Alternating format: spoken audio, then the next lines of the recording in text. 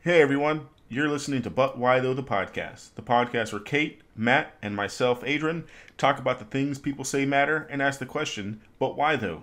Before we get started, make sure that you rate, review, and subscribe to us on iTunes, Stitcher, Google Podcast, or wherever you're listening to us on.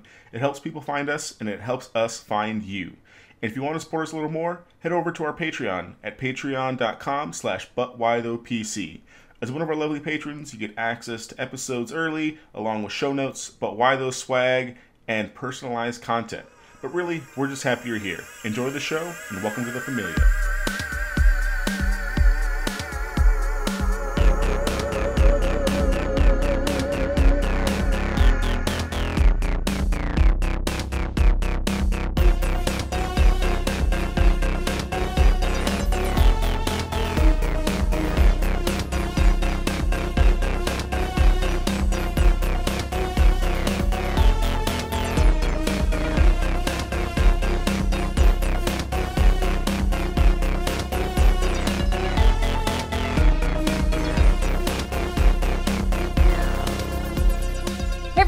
Welcome back to But Why Though the podcast, and today we have a special episode where we are doing a roundtable of sorts talking about Latinxes in gaming. As always, I am your host Kate, and I'm here with Adrian.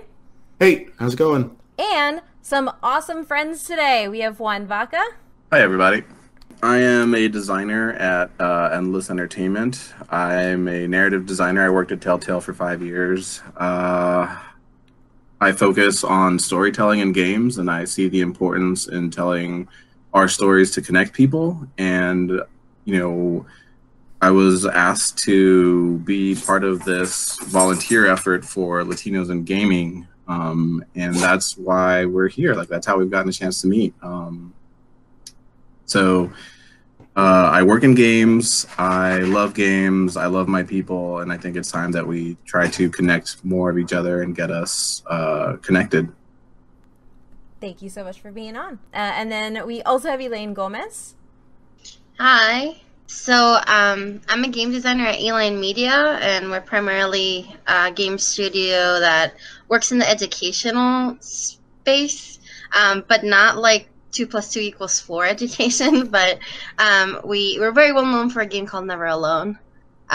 So if nobody has ever heard about that, it's about the Alaska Native tribe and trying to make a story, an indigenous story, come to life in a digital space.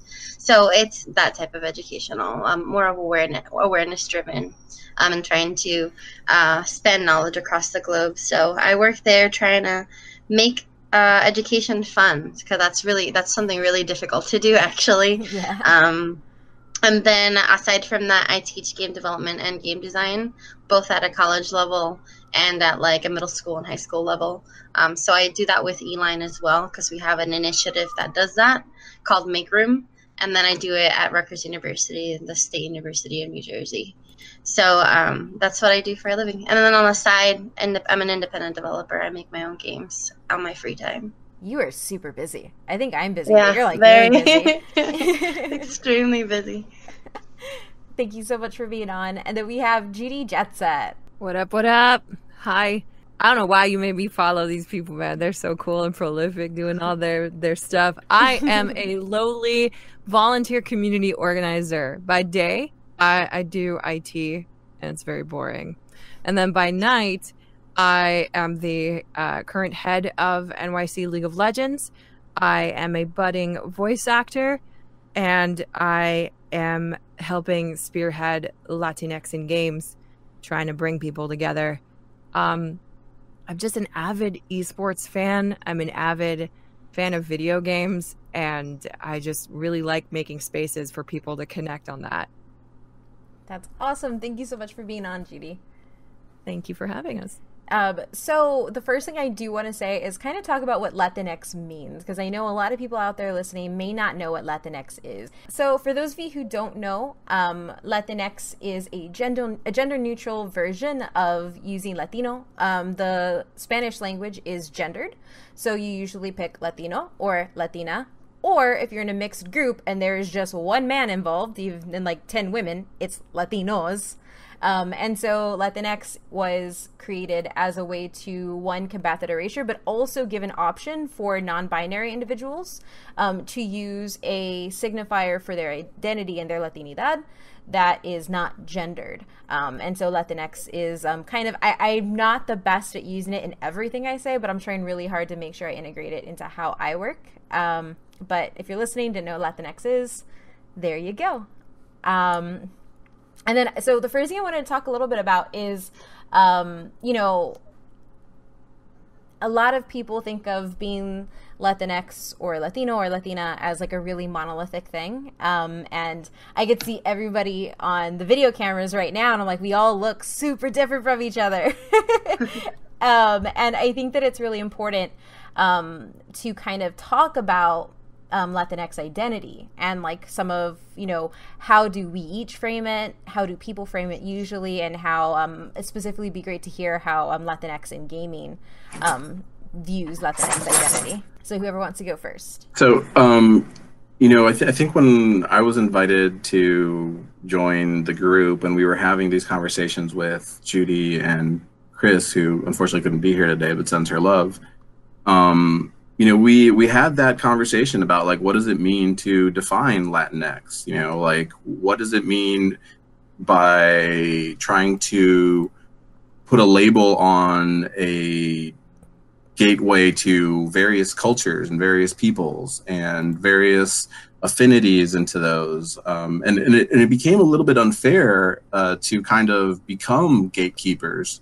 So I think part of one of our core pillars was to lower the gate, lower the standard, lower the bar, and say that, everyone here has a story to tell, has a connection, and we want to make sure that everyone feels included in the conversation. Yeah, I mean, even just among the three of us, there were so many questions, right? Like, I'm half Brazilian. Am I technically Hispanic? I'm South American. To what extent? Puerto Rico, as Americans, they're obviously still Latino. You know what I mean? Like, there are so many degrees of definition of Latinidad, as you mentioned. And like, do you have to speak Spanish? Of course not. Many Latinos don't speak Spanish, and we're still raised in the culture, so in that, even in and of itself, the culture itself spans so many different things. Like, how many foods have I yet to try that are native Latino, dishes that, I have yet to be graced with, right? That doesn't make me any less Latino and someone else any more Latino for having had them, right? So I think we opened it up to mostly just being a celebration about, all the things that we identify with being Latino and all the things that we enjoy about our culture, no matter where it comes from. I've learned so much just being a part of the group and learning about what people identify with their cultures. Even when we were making the buttons, right, Elaine, people were like, this flag and what does this mean? And what is, like, even in just that week of like getting people together, there's just such an array, and that diversity, that multitude is what we're celebrating, I think. Yeah, and it's also unfortunately a cause of controversy even within the Latinx community, because people are like, well, why are you labeling and categorizing people? Why can't you just be united? But the fact is that in a perfect world, we would all be united, but we're not, and I feel that encompassing Latinx as a word and coming together as a people with the common goal of we all hold banners of different flags. We all may have different cultural values and traditions, but at the end of the day, we want to be recognized in the whole spectrum of things as a people who are hardworking, as a people who are creative, as a people who mean something in this world like everybody else. It's just that we have a little bit more of a flavor, right? Because of where we come from. It's in our DNA. And I think, just like Judy said, I think it's something to celebrate and it's something to share. Because there are things like me being Puerto Rican, for example, and being half Dominican as well. There's things that I can share with my Mexican friends that they would never have heard of and never had experienced. but we can talk about it and find like common ground and connect dots and become close. Just because, you know, of the I always call it the spiciness of our culture. That's good. That's good. It's just how it is. So actually, it's just how it is. Actually, our Twitch emote, we're Twitch affiliates, and our Twitch emote is actually a chili pepper with a sombrero on it, and it says spicy on it.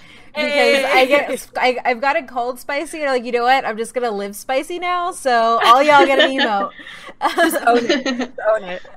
I just think we have so much flavor and in our personalities, in the way that we speak, in the language, even if whether it's Spanish or Portuguese. Like there's a certain like I don't know, there's a level of emotion that comes with the way that we express ourselves. Even if we were raised in the United States, it's still in there. Yeah. And I feel like it's something special that we hold and we can share. And I love it. That's why I love being part of the Latinx community in games and outside of games, because there's something about that family, that sense of family, that it's hard to find outside of our own space.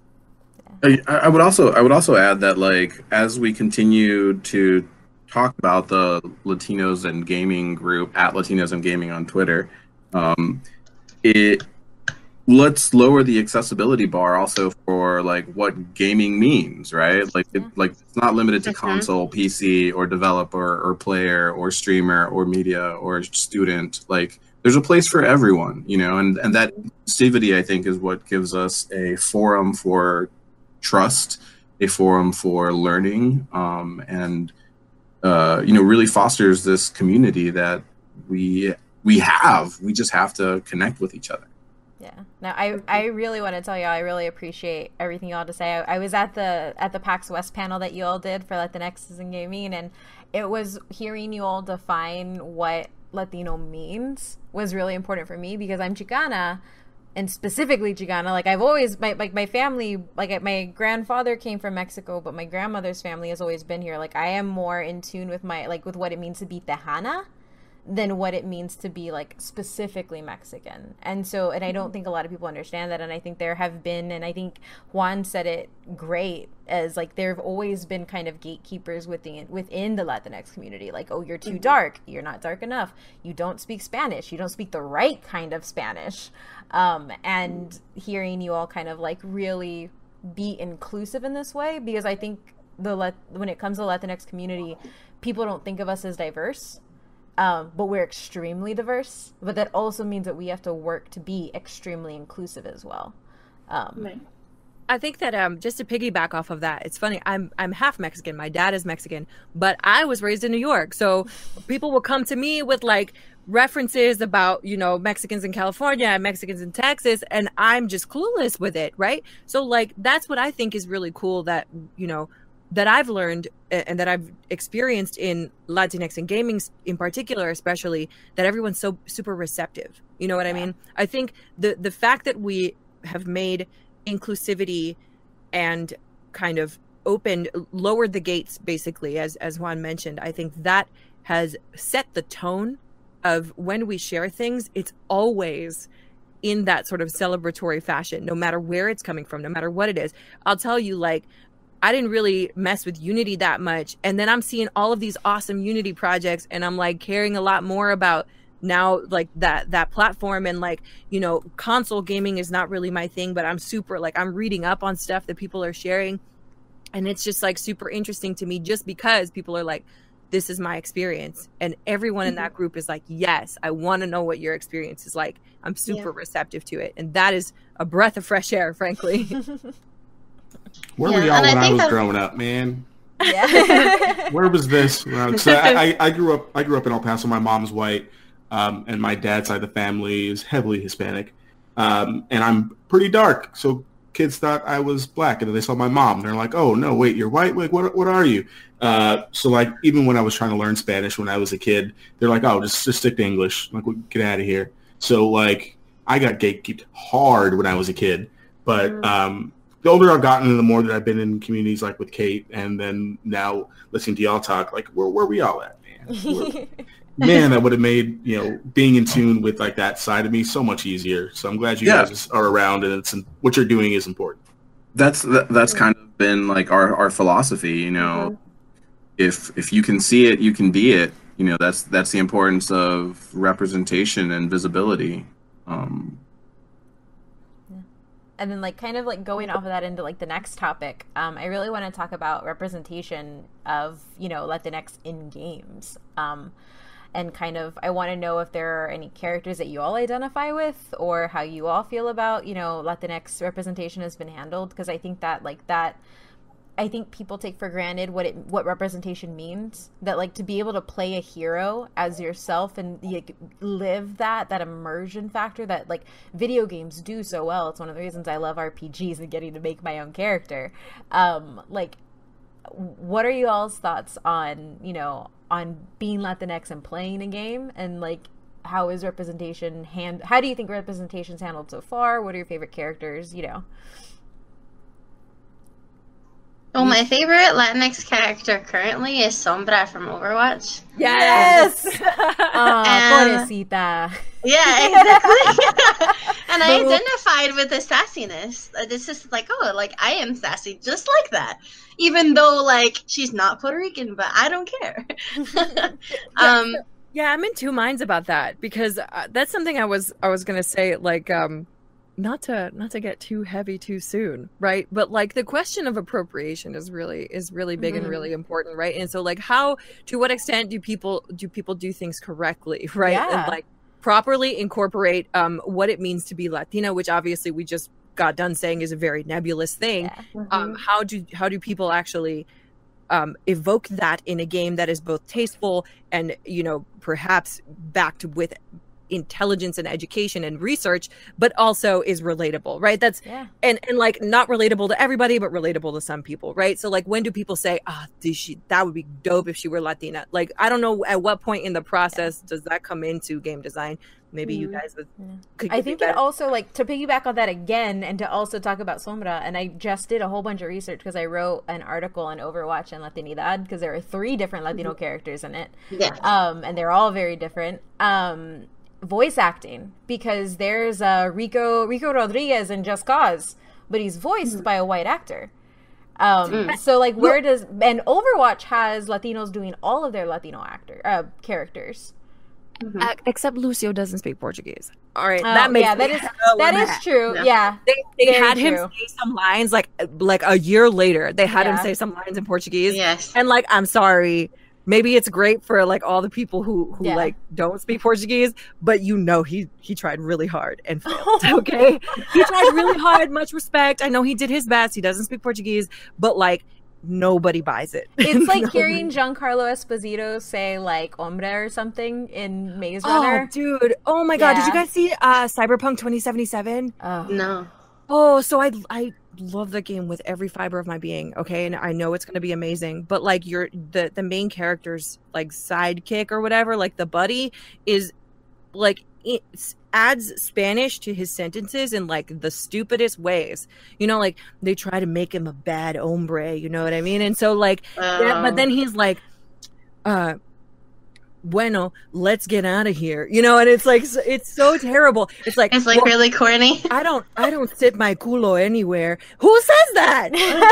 Yeah, I haven't used the word culo since 2010. Right, and it was in a song that I yelled. Right.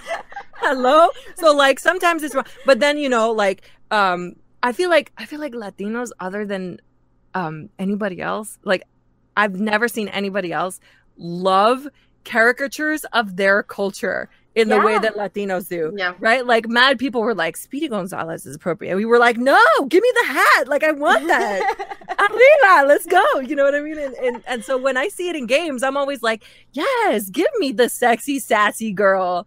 Yes, I want more of that. But then, like, in real life, if people are like, oh, wow, you're so spicy, I'm like, chill. Yeah. And it's also like, how do we balance these identities that we see too, right? And, like, and I think it also comes from who's making it. Because I think, like, I'm recording voices for an audio drama podcast, and the guy who wrote it isn't Latino, but he wants to, the way you were saying, incorporate Spanish. I don't speak fluent Spanish, but I do know how my family talks, and I do know how the little pieces of Spanish that I know sink into what I'm saying. And I'm like, no, honey. Yeah. she wouldn't this just say doesn't that. feel right. Right. And it's actually reaching out into that creative process. And where do you bring, making sure you have a Latino guiding that, and this goes for all representation, having somebody involved that is actually a piece of that culture. So I need to go update. Oh, go ahead, Juan. Oh, no, I was just going to agree with you. I took a sociology course in college, and one of the very first things that we talked about was the politics of representation and the weight and gravity of the storyteller, who sets the tone for the things that we say. And it's hard when, you have to portray something as real and have that authenticity come true. Because there's a lot of weight and gravity on those shoulders. Because if you're saying this is what it is, that kind of sets the pace and sets the tone, and is kind of the origin of where stereotypes can come from. And then on that note too, the burden of representation, right? So what happens when you are the only Latino in the room or Latina in the room? And you're sitting there and you have to, and you're working, say, you're Chicana, but you're having to work on, Puerto Rican character. What do you do in that moment when you have to do that? And so there's a lot of issues. And I think the multitude that is being Latinx kind of, muddies the water a little bit. But what do you guys think? To be honest, I still haven't pinpointed why it's so difficult for any developer, any designer from AAA to indie to just consult the people that you are trying to represent. Because it's not difficult. We live in a digital age. You can find people so quickly from anywhere in the world. And I still am trying to grapple with that. How do you, as a professional, how can you bring that up to your boss, your supervisor, your team lead, to make it an important part of the process of designing and the process of researching and doing your prototyping and things like that. So I'm trying to do that even where I am working at. I'm still, I feel like it's one against many. You know what I mean? And sometimes it's I am the youngest developer at my company, and I'm only one of 4 women at the company.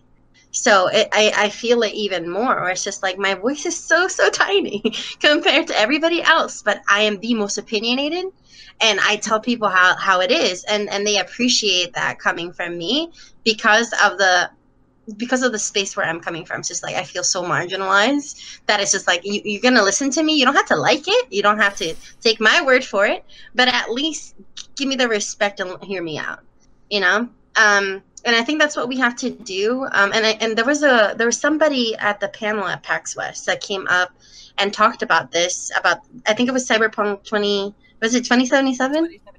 Yeah. Somebody made a comment about that there was some appropriation going on, that they didn't know if they should reach out to the developer and tell them anything because the developer was asking for feedback. And they were should I not give them feedback since they've been asking for it and I feel a certain way about it? And I was one of the ones that was please, somebody find a contact at the studio. And we were able to find a contact for her right after the panel ended, so that she could talk to somebody at the studio and let her know her feedback. And I think that's important. And the whole reason why we're doing this Latinx in Games group and why we have a Discord, why we have these discussions on podcasts, on panels, is so that we can build this network and add more people to the group so that you can be empowered to let your voice be heard. And hey, we'll give you the resources that you need. We'll connect to who you want to talk to in order to make those changes. Because the more we rise up and, make our voices heard, the more we will see that change. If we stay quiet and silent, we're just as complicit as the people who are stereotyping us. That's the reality of how it is. And I'm of the, I guess of the mindset that you have to fight back. And there's certain ways that you can do that. You can do that very respectfully. You can do that very eloquently, or you can just be a dick about it, but you shouldn't be. That's not how change happens. I have never been able to change somebody's mind or help them see a different perspective by being a jerk or being disrespectful. And that's what's been going on right now open up your social media, read anything about politics and world news, and that's how everybody's being. It's desynthesizing. Sorry, there's some words in English that I cannot grasp. But I mean, like, people are getting numb. You know what I mean? And people are so quick to get angry and frustrated and bitter and fight you over anything. And I think that what we should do in order to make the change is, yes, to be respectful, but hey, these are the facts and this is the reality, and we should be able to see it from both sides, because there's always two sides to the story. But there's so many layers to the issues at hand, in games, outside of games, and they all kind of filter through, because we have spoken about this before in panels, like us game designers, developers, people in the community, when we make things, they're extensions of who we are as people, right? So whatever we hold dear, all of our values, our experiences, things that we think are wrong, things that we think are right, we inject that into our work and we disseminate it. And then people either, consume it or they are against it, right? And people need to understand that too, that these forms of media are made by people who are just putting themselves into that. So if you're not seeing something that you don't like and you're seeing something that's misrepresented, what you have to do is be the outsider and get into that sphere so that they understand what's going on, because it's a bubble. You know what I mean? They're all different spheres, and it's just a matter of injecting between spheres so that we can become a bigger sphere as a whole, not just these individual clusters, right? So it's a very complicated issue. But I think that one person can make a difference, and we will see that domino effect. And I think especially within this group that we're creating and that we're trying to grow, is that that domino effect of positive impact. Because all you need sometimes is just one positive word, one encouragement, and that person encourages another. And then before you know it, you have 50 people who are trying to make a difference in their community. And that's some powerful stuff, right?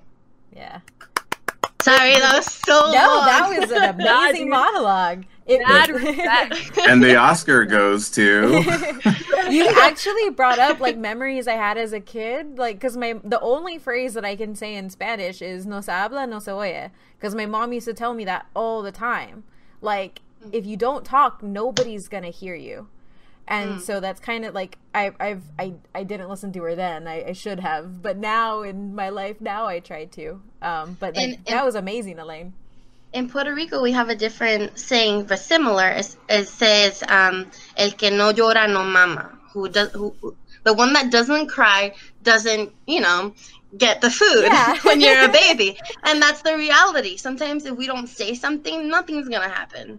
And I think that piggybacks a lot into, or rather, I'm going to piggyback onto that in saying that even beyond getting it right in the games themselves, right, and getting feedback and getting a consultant, I think I kind of feel like the most seamless, awesome, ideal way to do this is to really just be diverse in these places, in these silos, in these bubbles, right? So that's another thing that I think Latinx in games is doing really well, is we're showcasing the successes, right? So many people have worked really hard to get to where they are, sometimes, despite certain setbacks, sometimes given certain privileges, sometimes being really lucky, sometimes working really hard, and just being exposed to these success stories is motivating, right? Yeah. It just in the same way that seeing Sombra in Overwatch makes me think, hey, Latinas can be heroes too. Seeing a successful game developer, seeing someone who, writing and shaping stories at Telltale, seeing someone, making a game that was so well lauded, like Never Alone, like that means they've done it. I can do it. You know what I mean? And that is what I think is so powerful. And then having Elaine there to act as that, other side of the perspective, like what if we had more diverse QA, You know what I mean? And people just doing a first run through Cyberpunk 2077 could have been like, that sounds a little weird to me. Yeah. But, you know, I mean, props to the QA team at Cyberpunk 2077. That alpha test that they showed us looked really clean. It was beautiful. It looked really, really clean, and it was very robust, and it was very high def, and it was, you know, there were very few bugs, if any. They showed us a lot of the story. But that one thing was off, you know? Yeah, I mean... And, you know, somebody on the QA team could have been that Hispanic person. You don't even need to hire a consultant. You could have been paying him, and he could have been like, oh, just, I don't know, that ticks me off right there, you know? Yeah, it's hard. I mean, it's really hard to be in the room and advocate for that stuff, too, because you have to basically put yourself and your culture on the line and say, this is why this is wrong. This is what I believe in. And then have someone tell you it doesn't matter or is wrong. Like those are just negative reinforcements that will then, you know, kind of create a culture where we say, okay, well, maybe we shouldn't bring this up. And it's, it hurts, you know, and like I'm speaking exactly from experience because I've literally had this scenario happen to me where, you know, in my time at Telltale, I helped close out the season 3 of The Walking Dead, which was based around a Latino family, and I was like, oh my god, I get to like talk about it. I get to bring like my flavor. I get to you know, bring this stuff. They ended up just like having it be, you know, flavor like on the front end of things, like maybe like a Spanglish word here and there, but there wasn't really anything that gave merit to the culture for the character of substance, you know. And I remember sitting in like one table read, and we were just like going over the things that are happening in the game, and everybody was playing a card game, and the card game was euchre, which is a Midwest card game. And, you know, like by show of hands, like how many Latinx Latinos do you know play euchre? Spoiler Never alert. even heard of it. Yeah, like, I don't know what that word designer. is. You know, ¿Qué designer. es eso? What I've heard of loteria. So Yeah, I raised my hand, and I was just like, hey, look, like this really stands out to me. Can we make it something like poker, maybe? Like my family plays poker like every week, you know, like they get out their nickels and their dimes, and you know, they on Saturday nights they start canasta, canasta, like 40, anything. Actually, we did end up having to put in a game of dominoes, and like I took that to the next level, and I made like I literally took a domino set, like a real domino set, and I said, what are the winning conditions for this? And so I created a map, and I said, it's either this one or this one. And then I had, funny enough, my Cuban cinematic artist on that scene, like I was like, look, it's important that the dominoes go down in the right way. And he was like, I got you, dog. Like, I know. like this is real. We can't do this. And it was actually his dominoes that he brought into the office so that we could take a picture of what it would look like. And, you know, if you do the math and you look at the way that the dominoes were laid out, like that is a legit game, because I took that extra step to say, this is real. This is important to people.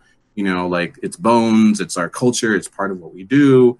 Let's pay that right, you know? And so like, even though I kind of had a loss, you know, in bringing it up and saying, hey, look, euchre doesn't stands out to me. It doesn't feel like something that, you know, we actually do. And they said, it doesn't matter.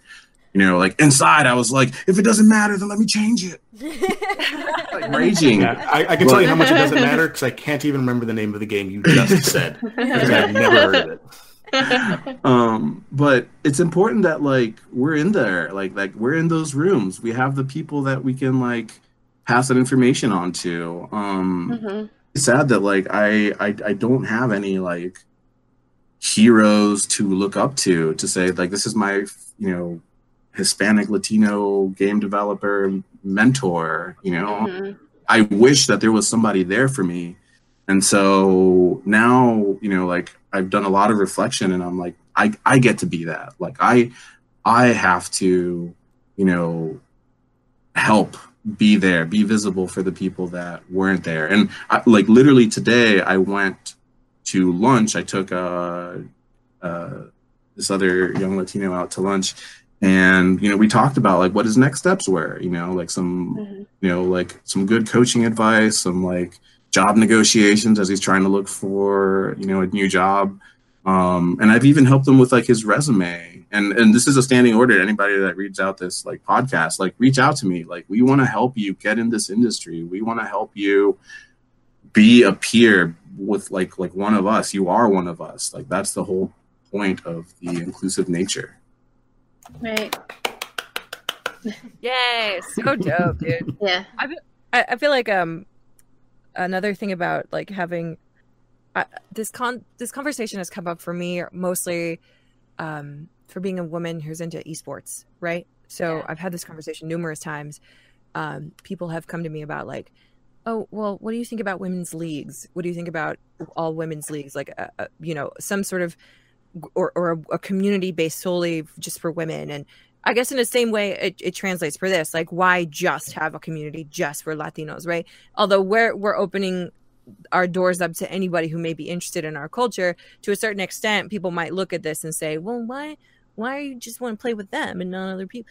And before I used to, and to a certain extent, you know, I'm very much into, for me, diversity is everything, right? Getting more different people in a space together, sharing and collaborating and having a good time is my MO, and it always will be. But as I got older, or as I continued to be a gamer and kind of became cognizant of all the ways that I am similar and different from a lot of different people, I came to realize that it's just so heartwarming and motivating to see somebody that even looks vaguely like you in the spotlight. Yeah. And I used to kind of shrug that off. I used to be like, well, I don't need somebody to look like me. It looks cool. I mean, it's fine. Everybody's excellent. Everyone's doing their good thing. And, you know, people are earning the spotlight. Right. But then, you know, the more I see it, the more I found my spirits lifted seeing another pro female player, you know, a pro female team, a Hispanic person excelling. Like, I remember going nuts the first time I saw I think the first player who received a visa to be an esports player, like specifically he received a visa in order to play esports. So like the government considered it a real job that you could give a visa for, was technically a Hispanic player who I think it was Canadian. So it's like a weird other thing there, but he was Hispanic. And I was just like, well, great. So he gets to do it. And he looks like me. And he also speaks Spanish. This is so cool. And that excitement is for me unprecedented. You know what I mean? It's not something I get to experience often. And it's very exciting. So back to women in esports, whenever people ask me that, I used to say, oh, no. You know, all women leagues and all women tournaments are nice, but, you know, the goal is really mixed kind of for everybody.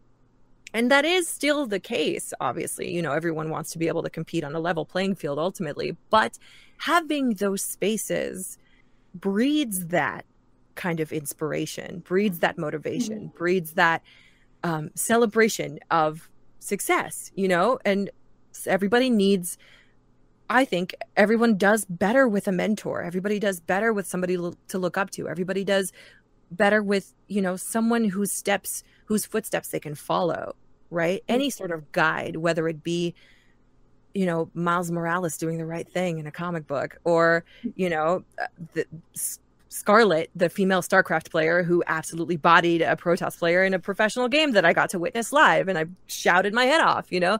Those are the things that stick with you, and you say, hey, maybe this isn't unreasonable. Maybe I could do this. we need these spaces to grow with each other and to see each other grow. And I'm like, I'm thankful I'm meeting, you now, Judy. I'm glad I saw you. Elaine, I still have like 6 of those Latinx maker buttons that I've been giving out to people.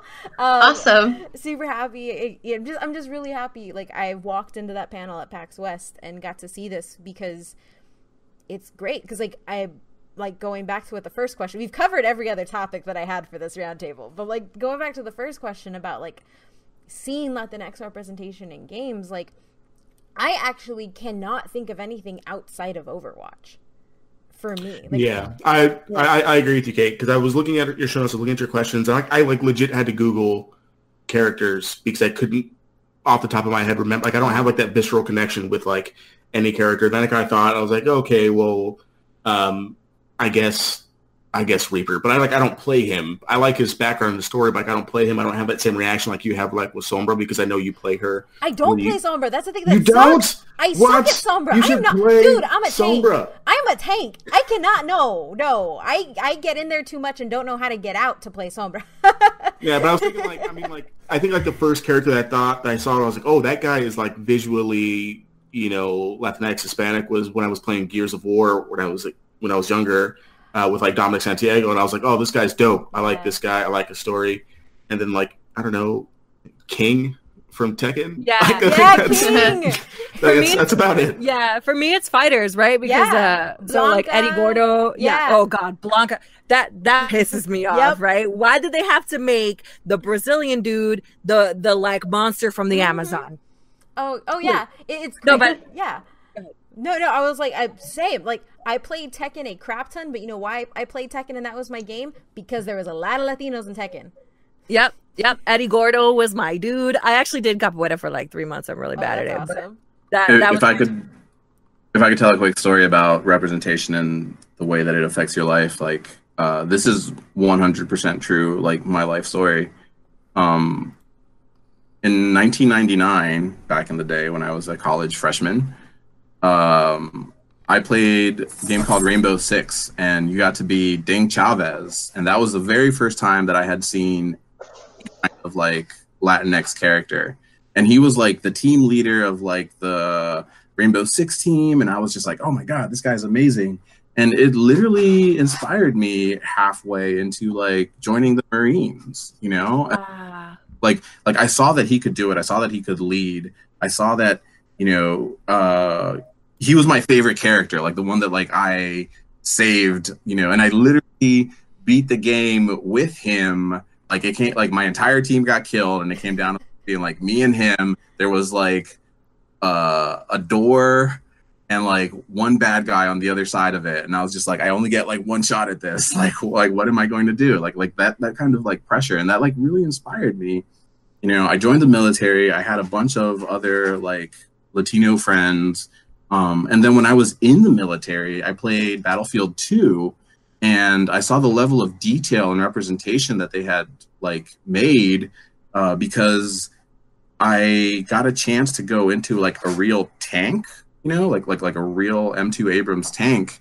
And I looked into the turret and I immediately recognized it from the video games that I played. And I had this like moment of discovery that was just like, this is real. The stuff that I was doing before was also like, real and inspiring. And then immediately I connected the dots of like how influential stories were to getting us to the next level, to inspiring us, to connecting us with the things that, we can do. And so when I got out of the Marine Corps, I had no idea what I wanted to do. But I loved video games and I love stories, and I saw the power in connecting and seeing the realness of it. And then that just basically became the theme for my life. And as I started to invest in my career, I noticed that, a part of me wasn't recognized. Like a part, like my Latinidad was, on the back burner. It was something that I had like neglected so that I could achieve success.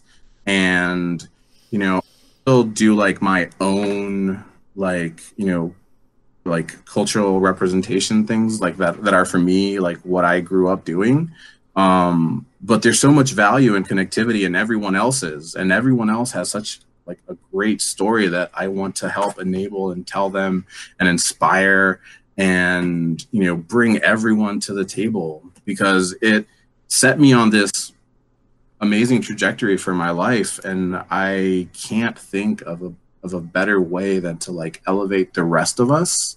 And that kind of has become like my new mission, you know? So thank you for letting me like talk about that, because I think it's important that we need to be there for each other. We need to put down any animosity that we like have against each other that has kind of been directed at us to direct and deflect to each other, and realize that like we all have way more in common than we have apart. And when, you know, difficult times like this, you know, have, you know, one of us under attack, it means that like all of us are under attack, and we're going to band together in a way that, you know, they were not ready for. Damn. I'm a storyteller. Yeah, no, that was amazing. No, that was really, really amazing. I mean, and I identify with a lot of what you said. Like, what a beast. Yeah. Yeah. He's a real life hero. I know.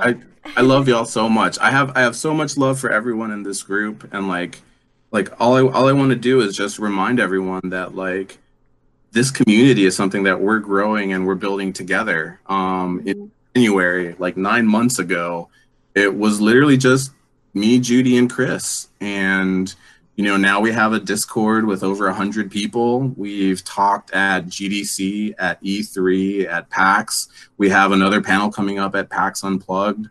And they all have literally been built off of the people that we connect with and that we, you know, see and we want to elevate. Like, this is not like our show. This is our platform, you know. The people that we put together for GDC, we met and we decided to like have like another meetup at E3. And the people that we met at E3 were the people that we coordinated with for our PAX West panel.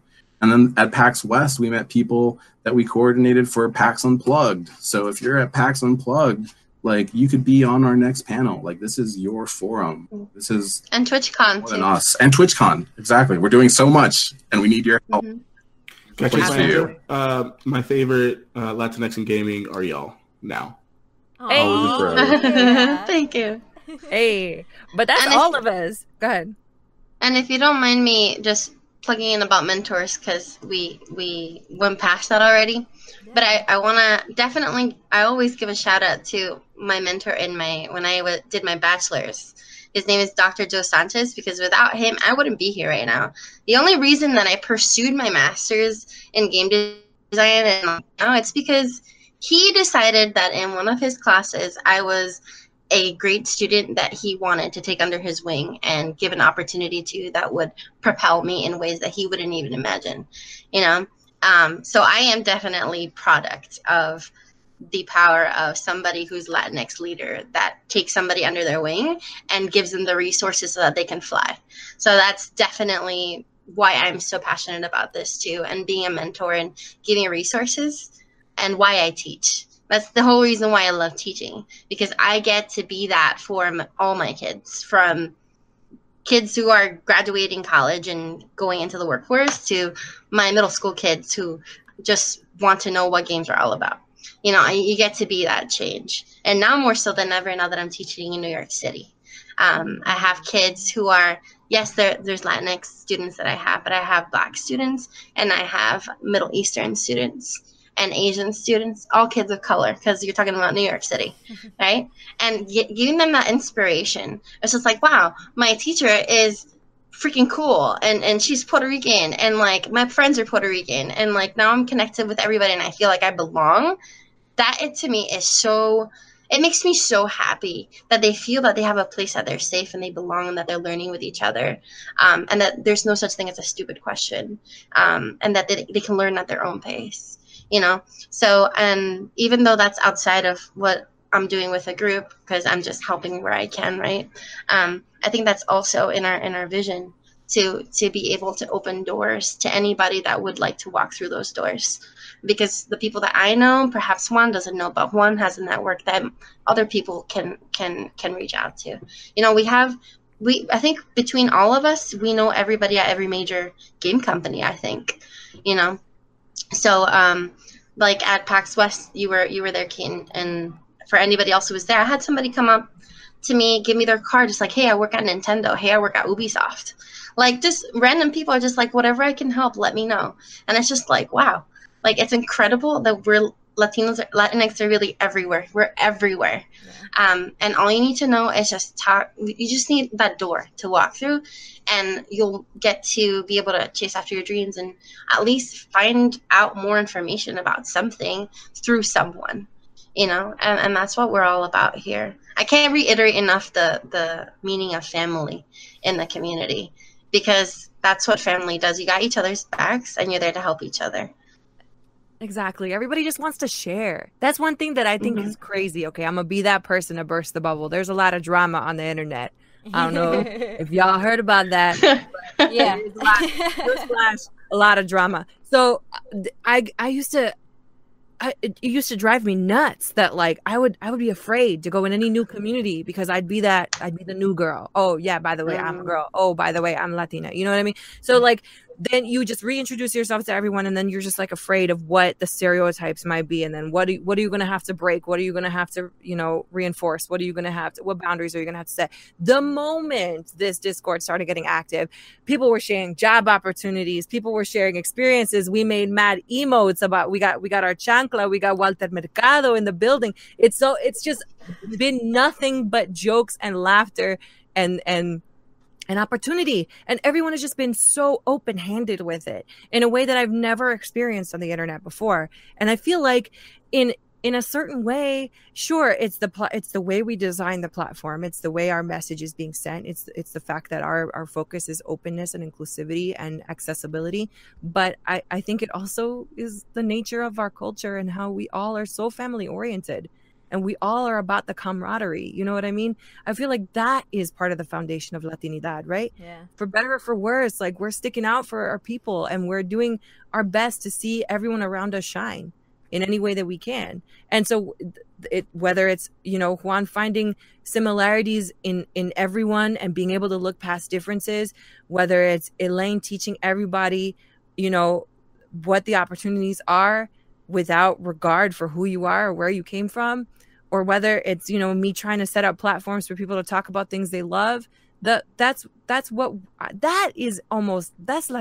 You know, for me, that's like, we just want to share. We just want to have a good time and share our good time with everybody. Y'all are so great to have on here, and I have sound bites for days. That was amazing. And all I'm thinking in my head is that I have like 50 cousins, and half of them aren't my cousins, but it's because it's everybody's cousin. We're probably cousins. True. No, I mean, this is amazing, guys. I'm hearing you talk. I only have one of the last questions I have. We've covered representation. We've covered being in the game industry and mentorship and like Latinidad itself. And the last thing I have to say is like, what advice would each of you give to people to, you know, and obviously you all kind of started there with reaching out and finding that network, but what advice can you give to, you know, a young Latinx out there who wants to get started but doesn't know how? Well, I guess I'll give you an advice as a Latinx person, but also as a teacher, because I give this advice all the time to my students. I always tell people to find out what it is that gives you a spark. What is that thing that you love? Like, what brings a smile to your face when you think about it? You know, for some people in the games industry, it may be content creation. Maybe it's like Twitch. Maybe it is programming. Maybe it's art and 3D modeling. Maybe it's writing stories. There are so many avenues in the games industry that people do not know of. You know, for the programming department alone, I can think of 10 to 15 different engineering roles that make up a programming department. You have people who just do gameplay programming. You have people who just make tools programming. You have people who just make AI. That's their job. It's just to make AI. So it's different avenues. Just figure out what is it that you love. What are you interested in, and then build from there. So if it's in like development, because that's my world, figure out how you can join like game jams. Game jams are super helpful and if you're trying to start to make a game, because you get to know the community locally, people who are making games in your town, and build skills from there. Get to know people, and start from scratch. There's a lot of open source stuff all over the internet to make games, like YouTube, and between YouTube and the Unity forums, because I use Unity, between those two, that's how I know everything that I know about game development. Because you go to school, you get a degree, but it's all theory, and it's a network. I went to USC for my degree in games. It's like I paid for the faculty, really, to the network of my faculty, and game theory. Aside from that, all game development I learned outside of school. And I would say 8 to 9 developers that I would know out of 10 are self-taught when it comes to engineering. It's something that you practice and you get better, like, as you go. And you spend most of your time figuring out why the thing that you're making is not working. That's the reality. So I would say with that in regards to game development. And also there's a difference between game design and game development. The design of it all is how everything works. Like, how do puzzles work? How does the story integrate with what you're doing in this space?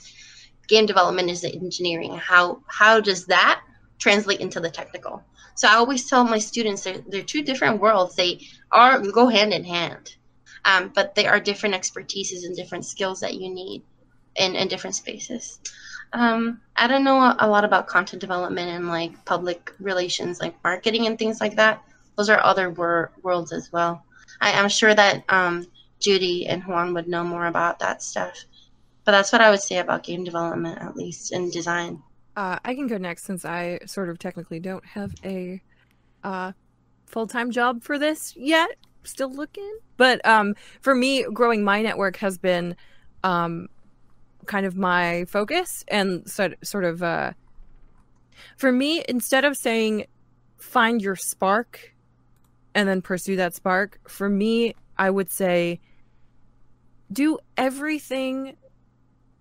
I mean, again, this is advice I would have for anyone, but I think I've found success doing everything I can as well as I can, right? Every place I go, everybody I talk to, I do my best to be my optimal self with that person, whether it be, trying to be as helpful as I can, having as much information as I can, or, doing my day job as well as I can, doing, creating content as well as I can, writing as well as I can, anything. And what I've noticed is that the stuff that I love, voice acting as much as I can.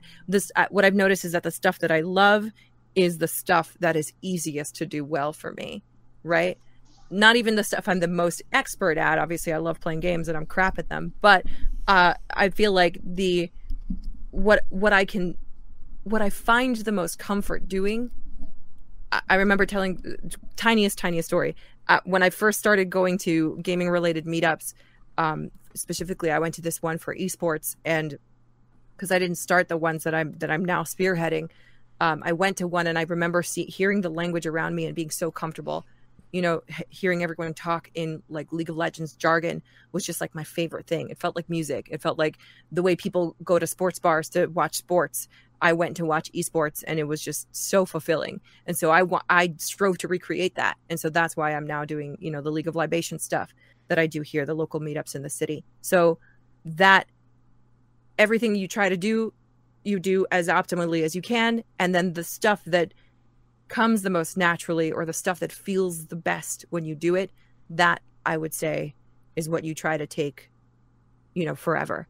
So that, and local groups, local events, just like Elaine said, meeting other people that are on the same road as you is invaluable, because then you end up meeting people that inspire you, people who could be your mentors, people who you could give opportunities to, and that feels good too.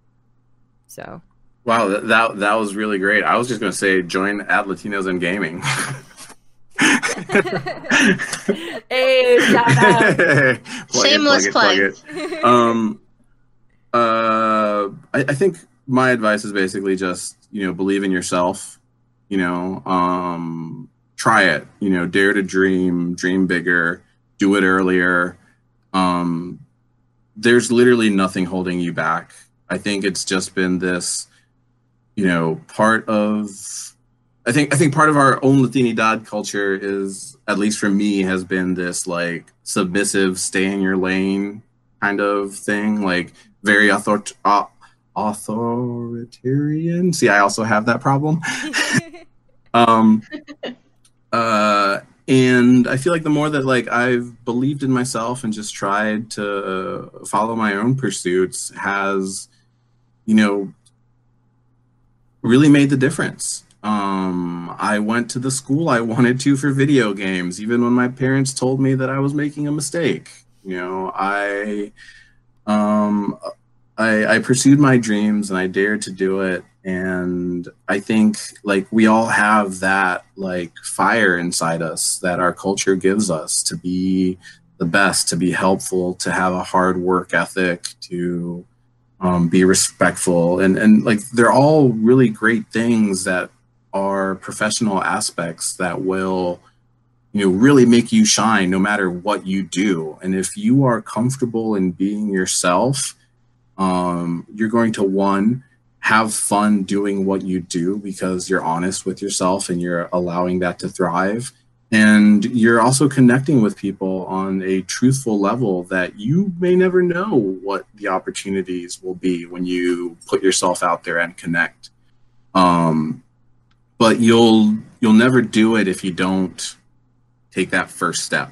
And I think in order to take that first step, you really have to believe in yourself. And that's really why, I want to volunteer for this group, and I want to tell people that, like maybe this time next year, they'll be on the podcast with you, Kate, for our, 1 year anniversary of Hispanic Heritage Month 2019, if we survive. But like this is our community. These are our gaps to fill. And as I step up, like I would love nothing more than to see more of us, to my left and right as equals, because we all have a place here. Thank y'all for being on here and giving that amazing advice. Like I don't know about you, Adrian. I feel inspired. I was having a rough day, and I just feel like I've gained 10 years on my life. My skin has cleared up, and I am fully hydrated. Hearing you guys talk. I mean, anyone who's like listened to the podcast before in forums like this, I just like to sit and listen and get inspired. So I really appreciate everything that you guys have said. I totally agree with everything, and it's inspired me to like do more things. Elaine, you specifically as a teacher, I'm gonna go kick my kids in the butt because they were giving me a hard time this week.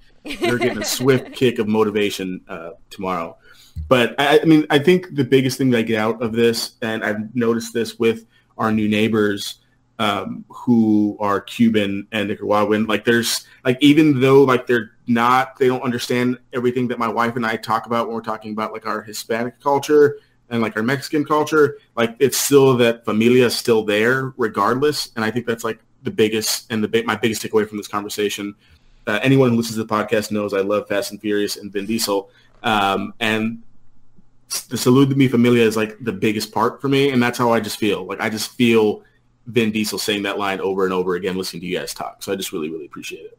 Fun fact, listeners, if you sub to us on Twitch, a gif of Vin Diesel pops up and Salud Mi Familia plays in the background, his voice clip. There you go. There you go. One of my favorite Vin Diesel jokes is like when at the very beginning of Fast and Furious, when he's betting the car, and like Paul Walker comes up to him and is like, "I almost had you." You never had me. You never had your car. You never had your car. Yeah. Oh man, much love to the Fast and Furious. Yeah, guys, thank you so much. I mean, I kind of want to keep you here all night, but I will not take your time up like that. I know we're in different time zones and things. this is your moment to plug away. I will include any links y'all want me to include in the show notes. If you're listening, head over to our website, butwhythopodcast.com, and you can get the full show notes with links to all the great things that these guys are doing. So we can start with Juan. Sure. And where people can find you. Yeah, so they can follow you on the Twitters. So I only exist on Twitter. I am at Juan Cow. My name is Juan Vaca, therefore Juan Cow. Surprise. Not clever. I just want to also like remind people like we are people, you know, Latinos just like you. Like I grew up in a like I'm just a brown kid that happened to make it. You know, I think like there's that opportunity for all of us. So I am 100% accessible. Please reach out to me. Like I want to help elevate you no matter what part of the industry, what your Latinidad is. Please feel free to contact us. Join our group at Latinos in Gaming. There's a place for you. Okay, so I exist all over the internet, but I'm fairly active on Twitter. My handle is Chulatastic, so it's like Chula and Fantastic. And that's where you can find me. I'll be posting some of my work there as well. So if you want to look at like the indigenous stuff that I've been working on the side, and some stuff that I work with at Elaine that I repost. And then, yeah, I chat with people on our Discord channel, the Latinx in Gaming Discord channel. And same like Juan, if you need anything, if you need advice, if you want me to connect you with somebody, like I'm here and I'm very accessible and open. My DMs are open, but not for weird things, you know what I mean? And also we're here for each other, just like not even games related stuff, like life stuff. Like I've been going through some rough stuff and Juan has been checking in on me, which has been really, really nice. So thanks, Juan. And another one of our Latinx community members, Danny Pena, who does the Gamertag Radio podcast, who's also been checking up on me. So like we are like that family. Like big brothers check up on their little sisters. So it's a cool feeling to be able to be a part of it, and you're more than welcome to be a part of it too. Judy? Woo! All right. I am Judy Jetset. My mom is Brazilian. My dad is Mexican, and I was born here. And you can find me on everywhere, but ideally Twitter. I am at Jetset_. They won't give me Jetset, even though it's been idle for like years. Twitter noticed me. Anyway, yeah, my big things are I'm the head of NYC League of Legends. If you're into gaming and you're in the tri-state area or East Coast, please hit me up. Let me know what you want to watch, what esports you want to watch in a bar, or if you want to have like tournaments, or if you want to host something. If I don't do it, I can find somebody who does, or maybe we could start it. Again, my big jams are esports, League of Legends, CSGO, shooters in general. I love watching esports of all kinds, so hit me up if you're into that. I'm also into tabletop role-playing games. I play a lot of D&D, so hit me up if you're into that too, or just about anything, because, you know, saluda a mi familia, you know. Adrian is so happy this episode. Over the moon. Over the moon. And as always, you can find the podcast at ButWhyThoughPC on Twitter. That's where we are most active. And head on over to ButWhyThoughPodcast.com for all of our articles that our community and podcast network are making. And you can find me at OhMyMythRandier on Twitter. My Twitter is a little hectic right now, so may want to stay away for a little bit. Going through some things on there. But yeah, you can find me there. Adrian? Yeah, you can find me on Twitter at SuperRuiz93, SUPERRUIZ 93. And no, go support Kate and her Latinx stuff, because she's correct and we love her.